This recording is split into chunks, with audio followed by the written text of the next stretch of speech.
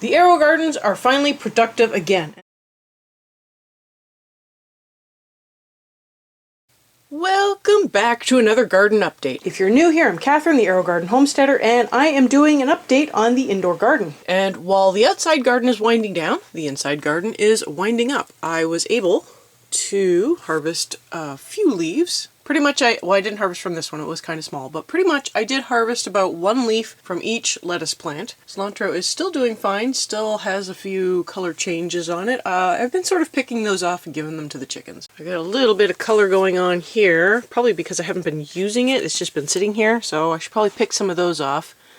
That one's just weird. I'm thinking of taking this one out and planting a new one. But yeah, I was able to get about 1 to 2 leaves off of these ones. These ones are a little bit bigger. And then same over here, but they all look great, so I was finally able to start harvesting, which is fine. There is a little bit of crunchiness on the edges. So the level of nutrition was probably a little too high when I first fed them, but I think they'll be okay for the half feeding now. And then over here, I have no idea what happened to this poor tomato plant. It was looking okay when I did the update last week, and now, like, almost the next day it started looking poorly, and then it just went downhill. The top still has green leaves in there. It's like it's trying, but it's just failing. The celery looks great, and over here I did put a new seed in. I just chucked it in a pod and put it in here. I don't know if I'm going to get, you know, sometimes the seeds just, sometimes they do well, and sometimes they just don't like to be soggy. So I don't even see the seed in there, so I don't know if I'm going to need to put another one in, but everything is looking pretty good down here. So I will show you how, my goodness, that tomato plant did so well. The one did really well. I had to take it out. It was almost touching the light. So I will show you how those are doing upstairs, the peppers and the tomato, and then the outdoor garden. And upstairs. So the peppers are doing great, and I don't know if you can tell, but this one is shorter now. I did prune it back. I did not lower the light. I probably should so it doesn't start stretching too much for it. It was heartbreaking to take off some of those branches, and honestly I probably could have taken off 1 or 2 more. The one in the back is kind of still getting a little out of hand, but I decided to stop there. They do have a lot of peppers on them. The issue though is I don't know how much nutrition I need to put in to help the pepper plant maintain its form. So taking off a few branches is going to help it a little bit. This one I didn't really touch at all. I probably should have taken off some of the leaves, at least pruned it, you know, just leaf-wise, but it's doing pretty good. It's got a bunch of peppers in there. Really what it boils down to is I need to go through and pick some peppers. I can freeze dry some, so at least I'll have them for later use, and I do want to get some tomatoes going for roasted salsa, and I would like to make a mild batch, so I'll probably be using some bell peppers in there too. And I've been kind of holding out to see if I can avoid freezing them and just use them straight up, but I'm not sure when I'm going to get all my tomatoes together and start doing roasted salsa. And then this is the tomato plant. It has gotten quite big, quite healthy. It's got a lot of side shoots coming out.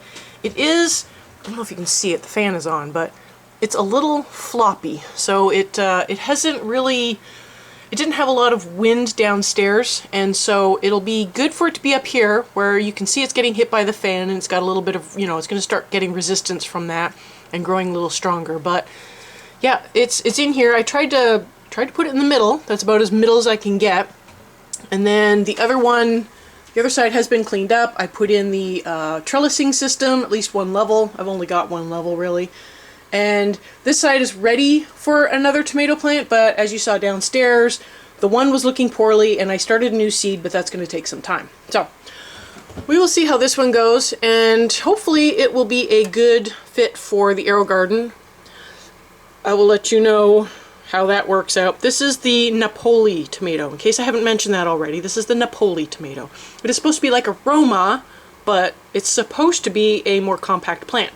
Now, we saw what happened with the mini jalapeno, where the plant got out of hand, the peppers got out of hand. I didn't figure out what was mini until I put it outside in real world conditions, not an Aerogarden, which is ideal conditions, and so this plant might get out of control too, but we'll see.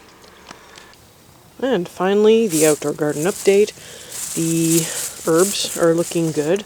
The chamomile never really came up like I thought it would, but, you know, I kind of suspected it wasn't going to. It was getting a little late in the season for new plants.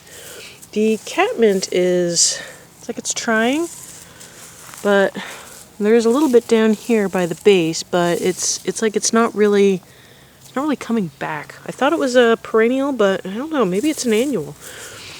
So I guess we'll see next year. I'm not actually sure. I should hope things will survive in these raised beds because, you know, there's the possibility they could freeze. Tomatoes still have a lot of tomatoes on them. Garlic is actually doing pretty good. I don't know what to expect from that, but it's doing good. So yeah, lots of tomatoes. I did come out and do a big harvest of a lot of the red-ish ones, but that was probably 4 or 5 days ago, so I am trying to keep on top of it because we are at the point where our first frost is going to be soon. We have passed the date when the first frost could happen, so it's any day now. But next week the weather is actually looking like it will get there, and so that's where we're at. It's a little hard to see. I had to cover it because something kept getting to it. I don't know if you can see that. The beets are coming up, the carrots are still there.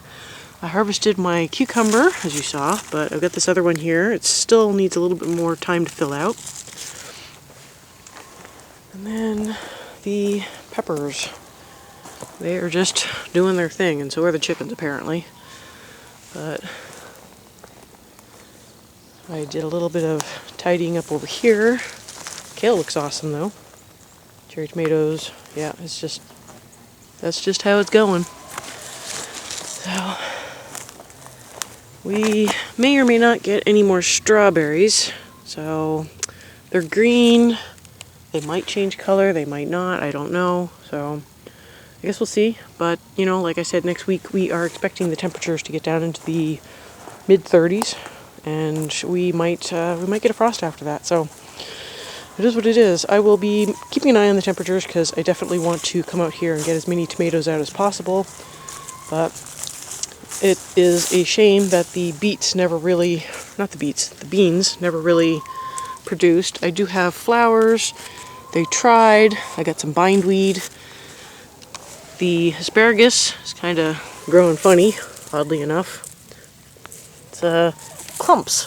It's almost like it put out a whole bunch of different spears all in the same spot, but it's one seed, one plant. So I don't know. But anyways, this is how the garden is doing. I hope you found this useful.